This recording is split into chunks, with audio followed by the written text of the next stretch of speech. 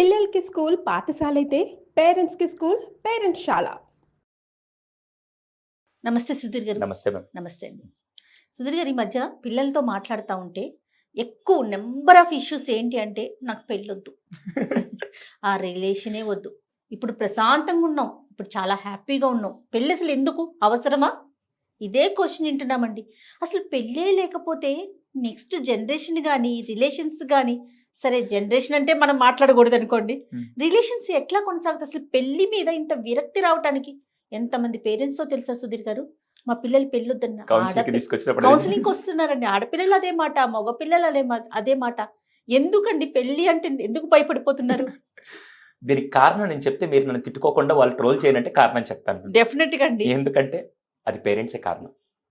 పెళ్ళొద్దు అని పిల్లలు అంటున్నారంటే దానికి కారణం పేరెంట్సే. పేరెంట్స్ కారణమా? అంటే అన్ని కేసెస్లో చెప్పకపోయినా 100కి 80 నుంచి 90% కారణం పేరెంట్సే. అస్సలు ఎట్లా చెప్పండి మీరు?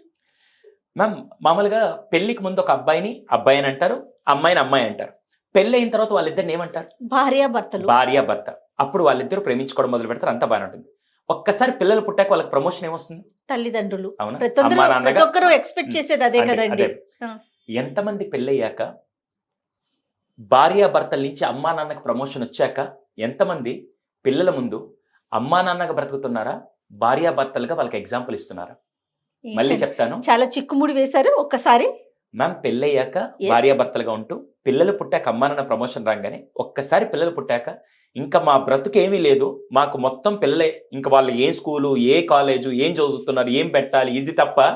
అరే మేము మొగుడు పెళ్ళాలం, పిల్లల ముందు మేము ఒక భార్యాభర్తలకి బెస్ట్ ఎగ్జాంపుల్గా మేము ఉండాలని ఎంతమంది పిల్లల ముందు అమ్మా నాన్నగా మాత్రమే కాకుండా భార్యాభర్తలుగా అన్యోన్య దాంపత్యం అనండి, లేకుంటే రిలేషన్షిప్ ఎలా ఉండాలనేది ఎగ్జాంపుల్గా ఎంతమంది పిల్లల ముందు అమ్మా నాన్న కాకుండా భార్యాభర్తలుగా ఎగ్జాంపుల్ ఉంటున్నారు? మీరు చెప్పండి. నిజంగా ఆలోచించాలి సుధీర్జీ. కేవలం తల్లిదండ్రులుగా మాత్రమే ఉండిపోతున్నాం అనిపిస్తోంది నాకు కూడా. 24 గంటలు వాళ్ళిద్దరు డిస్కషన్లో ఏ స్కూల్లో చదివించాలి, ఏ బట్టలు కొనాలి, వాళ్ళకి ఏ ఫుడ్ పెట్టాలి, లేకుంటే వాళ్ళకి ఈరోజు ఏం తయారు చేయాలి, ఏ స్కిల్స్ నేర్పించాలి, ఇవి తప్ప. మ్యామ్, రేపటి రోజున ఒక స్కూల్కి పంపిస్తే వాళ్ళకి ఏం నేర్పిస్తారు? Maths, science, social, Telugu, Hindi, English సబ్జెక్టులని నేర్పిస్తారు. Very good. నేను ఇప్పుడు చూసే వాళ్ళందరూ నేను ఎప్పుడు జనరిక్గా ఒక క్వశ్చన్ అడుగుతాను, ఆ క్వశ్చన్కి 2 కేటగిరీ ఆన్సర్లు ఇస్తాను. వీళ్ళు ఏం కోరుకుంటారో ఒకసారి అడుగుతాను. చూసే ఆడియన్స్ పేరెంట్స్ అందరూ ఒక క్వశ్చన్ అడుగుతాను. రేపటి రోజున మీ పిల్లలు 25 ఏళ్ల వరకే, బాగా గుర్తుపెట్టుకోండి, మీరు పెంచుతున్నారు కదా, 25 ఏళ్ల వరకు సార్ వాడికి బెస్ట్ లైఫ్ ఇవ్వాలి సార్, 25 ఏళ్ల వరకు వాడికి మంచి కాలేజ్ ఇవ్వాలి, మంచి బట్టలు ఇవ్వాలి, మంచి లైఫ్ స్టైల్ ఇవ్వాలని కోరుకుంటున్నారు. 25 ఏళ్ల వరకు ఇచ్చి 25 ఏళ్ల తర్వాత వాడు అసలు ఎలా బ్రతికినా మాకు సంబంధం లేదు సార్, వాడికి పెళ్లి కాకపోయినా సంబంధం లేదు, వాడికి భార్య లేకపోయినా పర్లేదు, అమ్మాయి అయితే వాడికి ఆమె పెళ్లి చేసుకోకపోయినా పర్లేదు, భర్త రాకపోయినా పర్లేదు, పెళ్లి చేసుకున్నా సరే వాళ్ళు విడాకులకు వెళ్ళిపోయినా మాకు సంబంధం లేదు సార్, కేవలం 25 ఏళ్ల వరకు పెంచడమే మా బాధ్యత అనుకునే వాళ్ళు కేటగిరీ 1 అనుకుందాం. కేటగిరీ 2, రేపటి రోజున వాడికి మంచి భవిష్యత్తు ఇస్తూనే పెళ్ళయ్యాక కూడా వాళ్ళు బాగుండే విధంగా అటువంటి వాల్యూస్ని ఈ 25 ఏళ్ల టైంలో వాళ్ళకి కొన్ని విషయాలుగా మేము నేర్పించాలి సార్. వాళ్ళు 100 ఏళ్ళు ఆనందంగా కుటుంబంతో బాగుంటూ వాళ్ళ లైఫ్ స్టైల్ బతికే విధంగా అటువంటి ఫౌండేషన్ చిన్నప్పుడే నుంచి ఇస్తూ మేము వాళ్ళని బెస్ట్గా ఆనందంగా చూసుకోవాలని కోరుకుంటున్నాం సార్ అనేవాళ్ళు కేటగిరీ 2. ఎవరు ఏది కోరుకుంటారు? కేవలం 25 ఏళ్ళు బతికితే చాలా, 100 ఏళ్ళు వాళ్ళు ఆనందంగా ఉండాలని కోరుకుంటారు. 100 ఏళ్ళు ఎక్స్పెక్ట్ చేస్తారు కదా. కానీ ఇప్పుడు అందరు పేరెంట్స్ చేసేది 25 ఏళ్ళు మాత్రం వాడికి లైఫ్ ఇస్తున్నారు తప్ప మిగతా 75 సంవత్సరాలు వాడు ఎట్ట పోయినా మనకు పర్లేదనే లైఫ్ స్టైల్ మనం ఇస్తున్నాం, మీరు ఒప్పుకున్నా ఒప్పుకోకపోయినా. ఎందుకు అనేదానికి నేను ఎగ్జాంపుల్ ఇస్తాను. మ్యామ్, స్కూల్కి వెళ్తే సబ్జెక్టులు నేర్పిస్తారు, కానీ పెళ్ళయిన తర్వాత ఒక వైఫ్ని ఎలా చూసుకోవాలని ఇక్కడ కొడుకు చూస్తూ ఉంటాడు. ఫర్ ఎగ్జాంపుల్, నేనే ఉన్నాను అనుకోండి, మా అమ్మా నాన్న ఎలా ఉన్నారు, మా అమ్మా నాన్న ఇంట్లో గొడవలు పడుతూ ఉంటే, ఓహో పెళ్ళైతే ఇలా ఉంటుందా, భర్త అజమాయిషిగా ఉండాలా, భర్త కంట్రోల్ తీసుకోవాలా, భార్యని అనగదొక్కి ఏమనుకోకండి, ఇదే అంతకుముందంతా ఉంది. మా కౌన్సిలింగ్లో వచ్చిన ఎగ్జాంపుల్స్ కూడా మీకు చెప్తాను. భార్యని కంట్రోల్లో పెట్టుకోవాలి, ఇదే డైలాగులు కదా. ఇంతకుముందు పాత సినిమాల్లో పెళ్ళి అయిపోగానే భార్యని కంట్రోల్లో పెట్టుకో, అవేనా రిమోట్ కంట్రోల్లో పెట్టుకుందంటే, లేకుంటే వస్తువా? ఇదే డైలాగ్లో మనం పెరిగాం, అవునా? ఇప్పుడు నేను ఇంట్లో అదే చూసి, నేను ఇంట్లో ఏం చూసానంటే మా నాన్న మా అమ్మని కంట్రోల్ చేస్తుండే, ఓకే రేపటి రోజున వైఫ్ రాగానే ఆమెను కంట్రోల్ తీసుకుంటే అయిపోయింది. ఆమె ఎందుకు కంట్రోల్లో ఉండాలండి? ఇప్పుడు జనరేషన్ లేరు కదా. సో ఇక్కడ నేనేం అబ్జర్వ్ చేస్తానంటే, మా అమ్మ నాన్న ఎలా ఉంటున్నారు, ఇదే పుస్తకాలు నేర్పిరు, ఇది పోనీ డైరెక్ట్గా చెప్పం, మనం మా అమ్మ నాన్న ఎలా ఉన్నారో చూసుకొని నేను అదే ఎగ్జాంపుల్ ఇక్కడ రెప్లికా చేస్తాను, అంతే. అవునా? అంతే. అలా కాకుండా వాళ్ళిద్దరు ఇంతకు ముందు రోజుల్లో ఫర్ ఎగ్జాంపుల్ ఇప్పుడే అనుకుందాం మేము, గొడవ పడితే భార్యాభర్తలకు ఖచ్చితంగా గొడవలు వస్తాయి. 200% గొడవలు లేకుండా అసలు మా సంసారాన్ని ఇదేనంటే 1000 మందిలో 1,00,000 మందిలో ఏదో ఒక కుటుంబం ఉంటుంది. మిగతా వాళ్ళందరూ ఖచ్చితంగా మనస్పర్ధలు ఉంటాయి. అవును. ఎందుకంటే 2 విభిన్న రకాల పర్సనాలిటీస్, 2 విభిన్న రకాల కుటుంబ వ్యవస్థల నుంచి వచ్చి పెళ్లి చేసుకొని ఒక ఒక రూఫ్ కుటుంబం కింద ప్రయాణం మొదలు పెట్టినప్పుడు ఖచ్చితంగా మనస్పర్ధలు ఉంటాయి. ఆ గొడవలు వచ్చినప్పుడు ఈ జనరేషన్ ఏంటి, చిన్న మనస్పర్ధలు రాగానే భర్త ఒక రూమ్ లోకి వెళ్ళిపోతారు, భార్య ఒక రూమ్ లోకి వెళ్ళిపోతారు, పిల్లలు ఏం చేస్తారు, ఏమో ఈడేమో ఏడుస్తూ అక్కడికి, నాన్నేమో ఇటు వెళ్ళాడు, అమ్మేమో ఇటు వెళ్ళింది, ఇప్పుడు ఏం చేయాలని చెప్పి వీళ్ళిద్దరు ఈగోల వల్ల 2-3 రోజులు మాట్లాడుకుని మళ్ళీ 4-5 రోజుల తర్వాత ఎప్పుడో ఆమె తీసుకోండి ఈయన తీసుకోండి అని చెప్పి మాటలు కూడా లేని కుటుంబాలు మీరు చూస్తుంటారు. అవునండి. అప్పుడు వాడికి ఏం అర్థం అవుతుంది, ఓహో గొడవ జరిగినప్పుడు 10 రోజులు మాట్లాడకూడదు, ఓకే వీడు రేపు అదే అది ఎగ్జాంపుల్ ఫిక్స్ అయిపోతుందా? ఖచ్చితంగా మ్యామ్ 200%. అదే కనుక నేను ఇంకో ఎగ్జాంపుల్ చెప్తాను.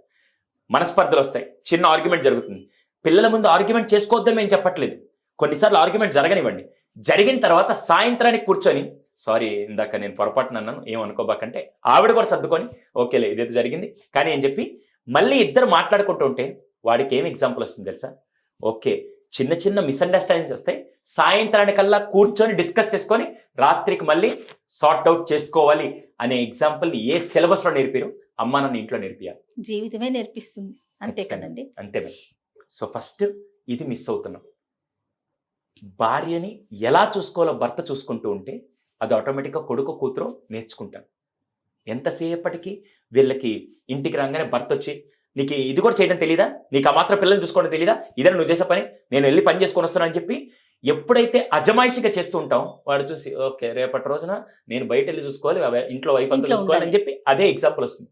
అలా కాకుండా ఈరోజు నేను ఆఫీస్కి వెళ్ళాక పిల్లలు ఏమైనా ఇబ్బంది పెట్టారా, ఏదైనా ఉంటే చెప్పు నేను మాట్లాడతాను, పిల్లల్ని కూర్చొని నువ్వేమి ఇబ్బంది పడబాక, నీకెన్ని టెన్షన్స్ నాకు అర్థం అవుతుందని భర్త కనుక కూర్చొని భార్యతో మాట్లాడుతూ ఉంటే ఇంటికి వచ్చా కూడా ఇలా సపోర్టింగ్ ఇవ్వాలని చెప్పి ఈ అండర్స్టాండింగ్ కనుక చేయించకపోతే పిల్లల ముందు ఇది ఎగ్జాంపుల్ ఉండకపోతే వాడికి ఎక్కడి నుంచి నేర్చుకుంటారు? అంటే భార్యాభర్తలుగా ఉండటం అంటే అండర్స్టాండ్ చేసుకోవటం అంతే తప్ప వాళ్ళ ముందు విచ్చలవిడిగా ప్రవర్తించడం. అదే ఇక్కడ చాలా మంది చూసే వాళ్ళందరూ ఏంటంటే భార్యాభర్తలు అంటే ఏదో రొమాన్స్ చేసుకోవడం తప్ప ఇంకా వేరే ఆస్పెక్టే లేదా. అసలు వాళ్ళకి ఇవ్వాల్సింది ఒక ప్యూర్ రిలేషన్షిప్ ఎలా ఉంటుంది, అది ఎంతమంది నేర్పిస్తున్నాం, అది ఫస్ట్ నేర్పించాలి. వైఫ్ ని ఎలా రికగ్నైజ్ చేసి అప్పుడప్పుడు ఒక అప్రిసియేషన్ ఎలా చేస్తున్నాం, భర్తను ఎలా మెచ్చుకుంటున్నాం. ఒక వైఫ్ రెడీ అయ్యి వచ్చిన తర్వాత ఈరోజు నువ్వు చాలా అందంగా ఉన్నావు, ఐ లవ్ యూ డార్లింగ్ అని ఒక డైలాగ్ చెప్తే ఒరే మా నాన్నకి పెళ్ళి ఇప్పటికి 20 సంవత్సరాలు అవుతుంది, ఇప్పటికి మా మమ్మీని ఎంత బాగా ప్రేమిస్తున్నాడు అనే రిలేషన్షిప్ వాళ్ళకి అర్థమవుతుంది. లేకుంటే ఈ రోజుల్లో ఈ రోజు పెళ్లి చేసుకొని రేపు విడాకులు తీసుకొని ఈ రోజు ఎదవ డేటింగ్ కల్చర్ వచ్చిన తర్వాత ఎప్పుడు మారుస్తూ ఉండే కల్చర్ని రాకుండా ఉండాలంటే మాత్రం డెఫినెట్ గా ఆ కుటుంబ వ్యవస్థ ఆ రిలేషన్షిప్ ఇంపార్టెన్స్ నేర్పించాలంటే కేవలం తల్లిదండ్రులే brand ambassadors as a wife and husband. మీరు చెప్పింది 100% కరెక్ట్ సుధీర్జీ. ఎందుకంటే భార్యాభర్తలు తల్లిదండ్రులు అయిన తర్వాత తల్లిదండ్రులుగానే ఉంటున్నాం తప్ప భార్యాభర్తలం అని థాట్ కూడా ఉండాలి. అసలు పర్సనల్ అనేది ఉండట్లేదు కదండి. ఎంతసేపు వాళ్ళ కోసమే లేదా మన కోసం టోటల్ ఫ్యామిలీ కోసం ఉరుకులు పరుగులు పెట్టేస్తా ఉన్నాం. అప్పుడప్పుడు హస్బెండ్ జస్ట్ ఎప్పుడైనా వర్క్ నుంచి వచ్చాక ఈరోజు నువ్వు వంట చేయొద్దు, ఈరోజు నీకు ఇష్టమైన కర్రీ నేను చేసి పెడతానంటే ఓహో అప్పుడప్పుడు భార్యని ఇలా కూడా చూసుకోవాలని కొడుకు చెప్పాల్సి వస్తలేదు, కూతురికి చెప్పాల్సి వస్తలేదు. ఇలా వాళ్ళని ఎలా నేర్పిద్దాం అనుకున్నారు అనేది మీరు ఎగ్జాంపుల్గా ఈ చిన్న చిన్న విషయాల్ని, అందుకే నేను చేసే దాంట్లో ప్రతి ఒక్కరికి క్లియర్ చెప్పేది, వైఫ్ అండ్ హస్బెండ్ గా మీరు పిల్లలకి ఎటువంటివి నేర్పియాలనుకోండి ఫస్ట్ లిస్ట్ రాసుకోండి. దాన్ని మీ పిల్లల ముందు మీరు ఒక డిఫరెంట్ ఎగ్జాంపుల్ గా సెట్ చేయండి. వాడికి రేపటి రోజున ఏమవుతుందంటే గీతా గోవిందం సినిమా గుర్తుంది కదా, అవునండి. ఆ సినిమాలో ఆ క్యారెక్టర్ విజయ్ దేవరకొండ ఆ క్యారెక్టర్ ఎంత బ్యూటిఫుల్ గా అంటే మ్యారేజ్ అయ్యాక ఇలా ఉండాలి అనే చిన్నప్పటి నుంచి రిలేషన్షిప్ కి ఎంత ఇంపార్టెన్స్ ఇవ్వాలనేది వాళ్ళకి తెలుస్తూ ఉంటే ఎంత బాగుంటుంది మ్యామ్, అద్భుతంగా ఉంటుంది. అది ఈ రోజుల్లో ఫెయిల్ అవుతున్నాం మ్యామ్. అందుకే చాలా మంది మా దగ్గర కౌన్సిలింగ్ తీసుకొని వచ్చి మా వాడికి 32 సంవత్సరాలు సార్, మా అమ్మాయికి 30 ఏళ్ళు వస్తుంది, అసలు పెళ్లి చేసుకోనంటే సగం మంది కారణాలు చెప్పేది అవి చూసి ఆ బాధ పడలేము సార్ అంటే. ఒక తల్లిదండ్రులనే కాదండి, అక్క పెళ్ళేనో లేదా పిన్ని మా పిన్ని పెళ్లి చేసుకుంది, మా బాబాయ్ ఇట్లా ఉంటున్నారు, నాకు పెళ్ళే వద్దు, మా మేనత్త చేసుకుంది వాళ్ళు అట్లా ఉంటున్నారు. సో అందరి లైఫ్ ని ఊహించుకొని నా లైఫ్ కూడా ఇలానే ఉంటుందేమో అనే ఒక కాన్సెప్ట్ లో పెళ్లి అంటేనే భయపడిపోతున్నారండి. అంటే ఇక్కడ మళ్ళీ ఈ మధ్య ఒక కల్చర్ కూడా వస్తుంది, ఏంటది డింక్ అనే కల్చర్, మీకు తెలుసా లేదో మ్యామ్? లేదండి. నేను dual income no kids. Dual income no kids. అసలు పెళ్లికి వెళ్దాం అనుకుంటే మళ్ళీ పిల్లలు వద్దు, అసలు పెళ్ళే వద్దు, లెటెస్ట్ ఇన్ రిలేషన్షిప్ ఎవరు అంటే దొరికితే వాళ్ళతో ఎన్నో దరిద్రాలు వింటున్నాం కదా, అన్ని- వాటిలో ఇదొక అనకూడదో మరి అనొచ్చో. మ్యామ్, మ్యామ్, ఇదొక నిజంగా దరిద్రమేమో. నేనైతే మాత్రం దానికి కంప్లీట్ అగేన్స్ట్ మ్యామ్. ఇప్పుడు కొన్ని దేశాలు ఏంటి తెలుసా, ఈ డింక్ కల్చర్ వల్ల అరే మీరు పిల్లల్ని కనండి, మేము డబ్బులు ఇస్తాం, మీరు పిల్లల్ని కనండి అనే దేశాలు ఇప్పుడు తయారవుతున్నాయి. వాళ్ళు నరకం అనుభవిస్తున్నారు. అలాంటి కల్చర్లోకి మన భారతీయ కల్చర్ వెళ్ళకూడదు అంటే కుటుంబ వ్యవస్థ చాలా చాలా గొప్పది. ఒక సుందరకాండ సినిమా మీరు పాత వెంకటేష్ సినిమా అవునండి. గుర్తుంటే 25 మార్కులు ఫస్ట్ ఒక అమ్మాయి పెద్దమ్మాయి అయినప్పుడు, పెళ్లి చేసుకున్నప్పుడు 50 మార్కులు, పిల్లల్ని కన్నప్పుడు 75 మార్కులు, సంపూర్ణంగా కుటుంబ వ్యవస్థ ఉన్నప్పుడు 100 మార్కులని. నిజంగా లైఫ్ ఎప్పుడు ఎలా ఉండాలంటే అన్ని కలిపి ఒక బ్యాలెన్స్ చేస్తే లైఫ్ అంటారు మేము. ఈ రోజుల్లో వీళ్ళకి ఏంటంటే ఒక కాలేజ్ సీట్ తెచ్చుకుని ఒక యూనివర్సిటీ తెచ్చుకుని మా లైఫ్ అచీవ్మెంట్ అయిపోయింది, ఇంకా నాకు ఎవరు అవసరం లేదు, నాకు నెలకి 10 లక్షలు పడుతున్నాయి, నేను ఒక్కని బతికితే చాలు. కాదు, కుటుంబ వ్యవస్థని ఫస్ట్ చిన్నప్పటి నుంచి తల్లిదండ్రులు నేర్పియాల్సిందే మేము. అది వాళ్ళ ఎగ్జాంపుల్గా ఉంటూ భార్యాభర్తల రిలేషన్ మీరు కనుక కరెక్ట్గా నేర్పకపోతే రేపటి రోజున వాడు 25 ఏళ్ల వరకు హ్యాపీగా ఉంటాడు తప్ప దాని తర్వాత రిలేషన్షిప్లో ప్రాబ్లం వస్తుందంటే మాత్రం we are not giving as a brand example for kids. Right. ఇలాంటి ప్రాబ్లమ్స్ ఉన్న వారికి మీరేంటి సొల్యూషన్ ఏం చేయబోతున్నారు చెప్పండి నాకు. ఖచ్చితంగా పేరెంట్స్ కూడా ఏంటంటే ఎలా ఉండాలి, భార్యాభర్తలు అంటే రొమాన్స్ అనే వర్స్ట్ మైండ్ సెట్ లో నుంచి బయటికి Yes, రావాలంటే yes. పదే పదే ఈ మాట వినాలని ఉంది నాకైతే. ఎందుకంటే ఖచ్చితంగా వాళ్ళందరూ రాస్తారు ఇప్పుడు ఏంటి రొమాన్స్ కాదు. రొమాన్స్ అంటే హెల్తీ రిలేషన్షిప్ పిల్లల ముందు మనం చూపించాలి. Yes. దానికోసమే పేరెంట్స్ శాలన ఒక ద్వారా ఖచ్చితంగా పేరెంట్స్ ఎలా ఉండాలి పిల్లల ముందు, భార్యాభర్తలుగా వైఫ్ అండ్ హస్బెండ్ ఎలా ఉండాలి పిల్లల ముందు అనేది మేము నేర్పిస్తున్నాం.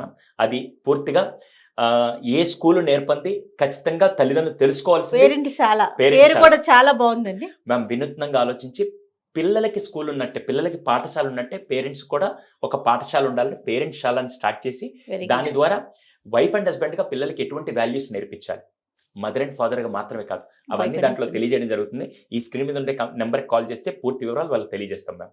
రైట్ అండి. ఖచ్చితంగా. Thank you so much Sudheer గారు. నమస్తే. Thank you ma'am.